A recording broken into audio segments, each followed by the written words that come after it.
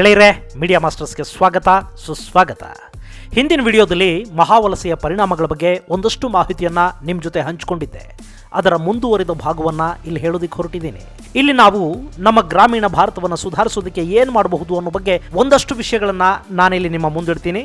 ನಿಮಗೆ ಅನ್ನಿಸಿದ್ದನ್ನು, ನಿಮ್ಮ ತಲೆಯಲ್ಲಿರೋ ಐಡಿಯಾಗಳನ್ನು ನೀವು ಕಾಮೆಂಟ್ ಬಾಕ್ಸಲ್ಲಿ ದಾಖಲಿಸಿ. ಗೆಳೆಯರೇ, ಮನಸ್ಸಿದ್ದರೆ ಮಾರ್ಗ ಅನ್ನೋ ಒಂದು ಮಾತಿದೆ. ಸರ್ಕಾರಗಳು ಹಳ್ಳಿಗಳನ್ನು ಉಳಿಸೋದಕ್ಕೆ, ಬೆಳೆಸೋದಕ್ಕೆ ಮನಸ್ಸು ಮಾಡಬೇಕು. ಒಂದಷ್ಟು ಮುಂದಾಲೋಚನೆಯ ಯೋಜನೆಗಳನ್ನು ರೂಪಿಸಬೇಕು. ಹಾಗೆ ನಾವು ಕೂಡ ಗ್ರಾಮೀಣ ಅಭಿವೃದ್ಧಿಯಲ್ಲಿ ನಮ್ಮ ಕೈಲಾದಷ್ಟು ಸಹಾಯ ಮಾಡಬೇಕು. ಅಣ್ಣ ಅವರ ಬಂಗಾರದ ಮನುಷ್ಯ ಸಿನಿಮಾನ ನಿಮ್ಮಲ್ಲಿ ಸಾಕಷ್ಟು ಜನ ನೋಡಿರ್ತೀರಿ.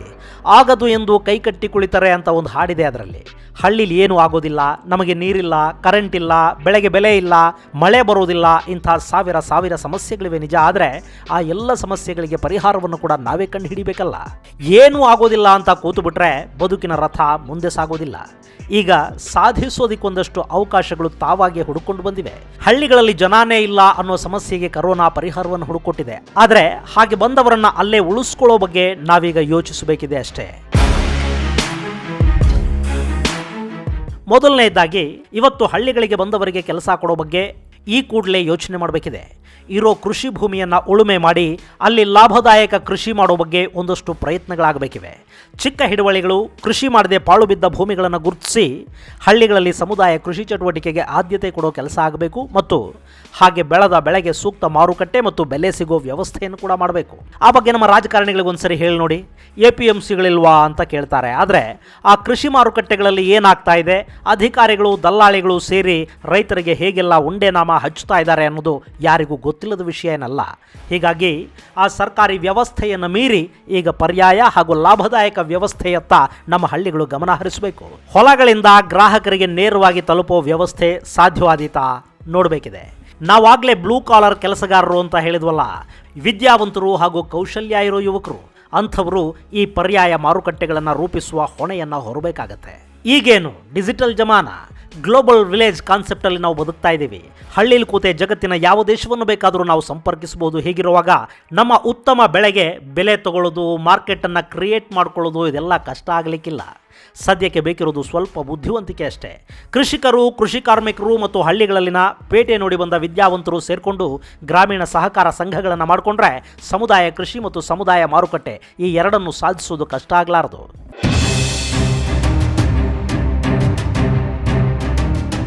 ಇನ್ನು ಸರ್ಕಾರಗಳು ರೈತರಿಗೆ ಬೇಕಾದ ವಿದ್ಯುತ್ತು, ನೀರು ಒದಗಿಸೋ ಕೆಲಸ ಮಾಡಬೇಕಿದೆ. ಹಾಗೆಯೇ ನಮ್ಮ ಗ್ರಾಮೀಣ ಯುವಕರ ಕೌಶಲ್ಯವನ್ನು ಹೆಚ್ಚಿಸೋ ಕೆಲಸಗಳು ಕೂಡ ನಡೀಬೇಕು. ರೈತರ ಬೆಳೆಗಳನ್ನು ಸಂಗ್ರಹಿಸಿಡೋದಕ್ಕೆ ಬೇಕಾದ ಕೋಲ್ಡ್ ಸ್ಟೋರೇಜ್ಗಳ ವ್ಯವಸ್ಥೆ ಆಗಬೇಕು. ಹೊಸದಾಗಿ ಕೃಷಿ ಮಾಡೋದಕ್ಕೆ ಬರ್ತಿರೋ ಯುವಕರಿಗೆ ಯಾವ ತೊಂದರೆಯೂ ಆಗದೆ ಕೃಷಿ ಸಾಲಗಳು ಸಿಗೋ ಹಾಗಾಗಬೇಕು.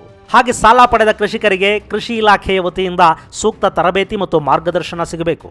ಯಾವ ಪ್ರದೇಶದಲ್ಲಿ ಯಾವ ಕಾಲಕ್ಕೆ ಯಾವ ಬೆಳೆಗಳನ್ನು ಬೆಳಿಬೇಕು ಅನ್ನೋ ಬಗ್ಗೆ ಮಾರ್ಗದರ್ಶನ ಸಿಕ್ಕರೆ ಬೆಲೆ ಕುಸಿತದ ತೊಂದರೆಯಿಂದ ರೈತ ಹೊರಬರೋದಕ್ಕೆ ಸಾಧ್ಯವಾಗುತ್ತೆ. ಇದರ ಜೊತೆಗೆ ಗ್ರಾಮೀಣ ಭಾಗದಲ್ಲಿ ಕೃಷಿ ಆಧಾರಿತ ಕೈಗಾರಿಕೆಗಳು ಆರಂಭ ಆಗಬೇಕಿದೆ. ಉದಾಹರಣೆಗೆ, ಟೊಮೆಟೊ ಹೆಚ್ಚು ಬೆಳೆಯೋ ಕಡೆ ಸಾಸ್ ಫ್ಯಾಕ್ಟರಿಗಳು, ಹಣ್ಣಿನ ಬೆಳೆ ಹೆಚ್ಚಿರುವ ಕಡೆ ಜ್ಯೂಸ್, ಪಲ್ಪ್ ತಯಾರು ಮಾಡೋ ಕಾರ್ಖಾನೆಗಳು, ಚಾಕ್ಲೇಟ್ ಮತ್ತಿತರ ಫುಡ್ ಪ್ರೊಸೆಸಿಂಗ್ ಘಟಕಗಳು ನಗರಗಳಿಂದ ಗ್ರಾಮೀಣ ಪ್ರದೇಶಗಳಿಗೆ ಬರಬೇಕಿದೆ. ಹಾಗಾದಾಗ ಇಲ್ಲಿ ಇನ್ಫ್ರಾಸ್ಟ್ರಕ್ಚರ್ ಕೂಡ ಬೆಳೆಯುತ್ತೆ.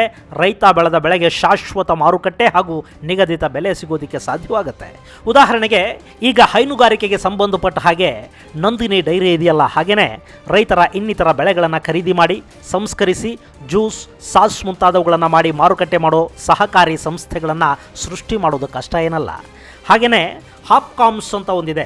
ಅದು ಇನ್ನಷ್ಟು ಚುರುಕಾಗಿ ಕೆಲಸ ಮಾಡಿದರೆ ರೈತರ ಹೊಲಗಳಿಂದ ನೇರವಾಗಿ ಖರೀದಿ ಮಾಡಿ ನಗರಗಳ, ಪಟ್ಟಣಗಳ ಗ್ರಾಹಕರಿಗೆ ಕೃಷಿ ಉತ್ಪನ್ನಗಳನ್ನು ಮುಟ್ಟಿಸಬಹುದು.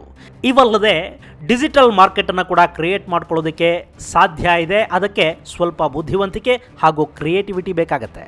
ಇನ್ನು ಕೃಷಿ ಅಂದರೆ ಕೇವಲ ತರಕಾರಿ, ಹಣ್ಣು, ಆಹಾರ ಧಾನ್ಯ ಇದಿಷ್ಟೇ ಅಲ್ಲ. ಕುಕ್ಕುಟೋದ್ಯಮ ಇದೆ, ಮತ್ಸ್ಯ ಸಾಕಾಣಿಕೆ ಇದೆ, ಹೈನುಗಾರಿಕೆ ಇದೆ, ಮಾಂಸಕ್ಕೆ ಬೇಕಾದ ಪ್ರಾಣಿಗಳ ಸಾಕಾಣಿಕೆ ಇದೆ. ಇವೆಲ್ಲದಕ್ಕೂ ಬೇಕಾದ ತರಬೇತಿ ಹಾಗೂ ಸಾಲ ಸೌಲಭ್ಯಕ್ಕೆ ವ್ಯವಸ್ಥೆ ಮಾಡಬೇಕು. ಇಲ್ಲಿ ಇನ್ನೊಂದು ಸಮಸ್ಯೆ ಇದೆ.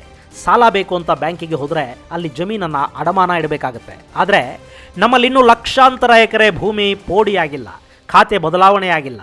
ಇವತ್ತು ಸಾಲ ಮನ್ನಾ ಅನ್ನೋ ಸ್ಕೀಮು ಆಗಾಗ ಬರುತ್ತೆ ನೋಡಿ, ಅದರಲ್ಲಿ ಕೂಡ ನಿಜವಾದ ರೈತರಿಗಿಂತ ಹೆಚ್ಚಾಗಿ ಕೋಆಪರೇಟಿವ್ ಬ್ಯಾಂಕ್ಗಳ ಪದಾಧಿಕಾರಿಗಳು, ಪುಡಿ ರಾಜಕಾರಣಿಗಳು ಇಂಥವರೇ ಲಾಭ ಮಾಡ್ಕೊಳ್ಳೋದು ಹೆಚ್ಚು ರೈತರಿಗೆ ಯಾಕೆ ಸೌಲಭ್ಯ ಸಿಗೋದಿಲ್ಲ ಅಂದರೆ ಅವರ ಹೆಸರಲ್ಲಿ ಜಮೀನಿನ ಖಾತೆಗಳೇ ಇನ್ನೂ ಆಗಿಲ್ಲ. ಪೋಡಿ, ಖಾತೆ ವರ್ಗಾವಣೆ ಇದೆಲ್ಲ ಆಗಬೇಕು ಅಂದರೆ ರೆವಿನ್ಯೂ ಇಲಾಖೆಯ ಕೆಲ ಅಧಿಕಾರಿಗಳಿಗೆ ಸೆಗಣಿ ತಿನ್ನಿಸಬೇಕು. ಕೆಲವು ಕಡೆಗಳಲ್ಲಂತೂ ಸರ್ಕಾರ ಮಂಜೂರು ಮಾಡಿರೋ ಭೂಮಿಯ ಪೋಡಿ ಮಾಡೋದಕ್ಕೆ ಕೂಡ ಎಕರೆಗೆ 2 ರಿಂದ 3 ಲಕ್ಷ ಲಂಚ ಕೇಳ್ತಾ ಇದ್ದಾರೆ. ರೈತರು ಎಲ್ಲಿಂದ ಅದನ್ನು ಕೊಡಬೇಕು ಹೇಳಿ? ಹೀಗಾಗಿ ಪೋಡಿಗಳಾಗಿಲ್ಲ. ಪೋಡಿ ಮುಕ್ತ ಗ್ರಾಮ ಅನ್ನೋ ಯೋಜನೆಯೊಂದು ಬರುತ್ತೆ ಅಂತ ಜನ ಚಾತಕ ಪಕ್ಷಿಗಳ ಹಾಗೆ ಕಾಯ್ತಾನೆ ಇದ್ದಾರೆ. ಆದರೆ ಅದು ಬಂದರೆ ರೆವಿನ್ಯೂ ಇಲಾಖೆಯ ಲಂಚಕೋರರಿಗೆ ಕಷ್ಟ ಆಗುತ್ತೆ. ಹೀಗಾಗಿ ಅದಿನ್ನೂ ಜಾರಿಯಾಗಿಲ್ಲ.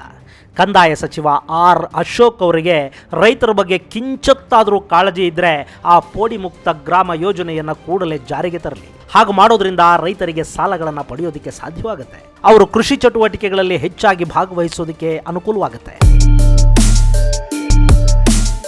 ಇನ್ನು ನರೇಗಾದಂಥ ಯೋಜನೆಗಳಿವೆಯಲ್ಲ, ಅವು ಕೇವಲ ಗುಂಡಿ ಹೊಡೆಯೋದು, ಕಾಂಪೌಂಡ್ ಕಟ್ಟೋದು ಇಂಥ ಸೀಮಿತ ಕಾಮಗಾರಿಗಳಿಂದ ಇನ್ನಷ್ಟು ಬ್ಲೂ ಕಾಲರ್ ಜಾಬ್ಗಳತ್ತ ಕೂಡ ತೆರ್ಕೋಬೇಕಿದೆ.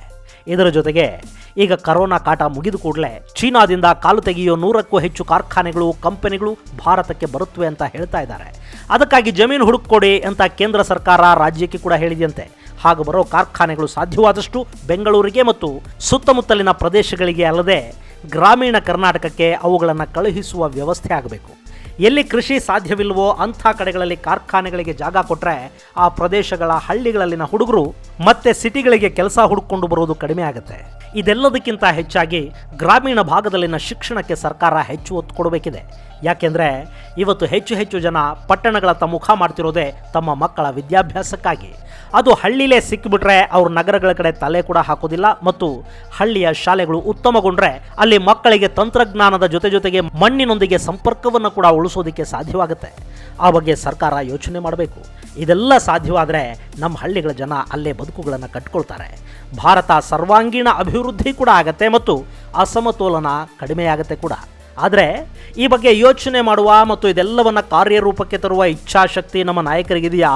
ಕಾದು ನೋಡಬೇಕು. ಗೆಳೆಯರೇ, ಇಲ್ಲಿನ್ನೂ ಹೆಚ್ಚು ವಿಸ್ತಾರವಾಗಿ ಹೇಳೋದಕ್ಕೆ ಸಮಯದ ಅಭಾವ ಇದೆ. ನಿಮ್ಮ ಮನಸ್ಸುಗಳಲ್ಲಿ ಕೂಡ ಇಂಥ ಸಾಕಷ್ಟು ಯೋಚನೆಗಳು ಖಂಡಿತ ಇರುತ್ತವೆ. ಆ ಬಗ್ಗೆ ಕಾಮೆಂಟ್ ಬಾಕ್ಸಲ್ಲಿ ತಿಳಿಸೋದಕ್ಕೆ ಮರಿಬೇಡಿ. ಹಳ್ಳಿಗಳು ಸಶಕ್ತಗೊಳ್ಳದೆ ಭಾರತಕ್ಕೆ ಖಂಡಿತ ಭವಿಷ್ಯ ಇಲ್ಲ. ಮುಂದಿನ ವಿಡಿಯೋದಲ್ಲಿ ಮತ್ತೊಂದು ವಿಶೇಷವನ್ನು ನಿಮ್ಮ ಮುಂದಿಡ್ತೀನಿ. ಅಲ್ಲಿವರೆಗೆ ಜೈ ಹಿಂದ್, ಜೈ ಕರ್ನಾಟಕ.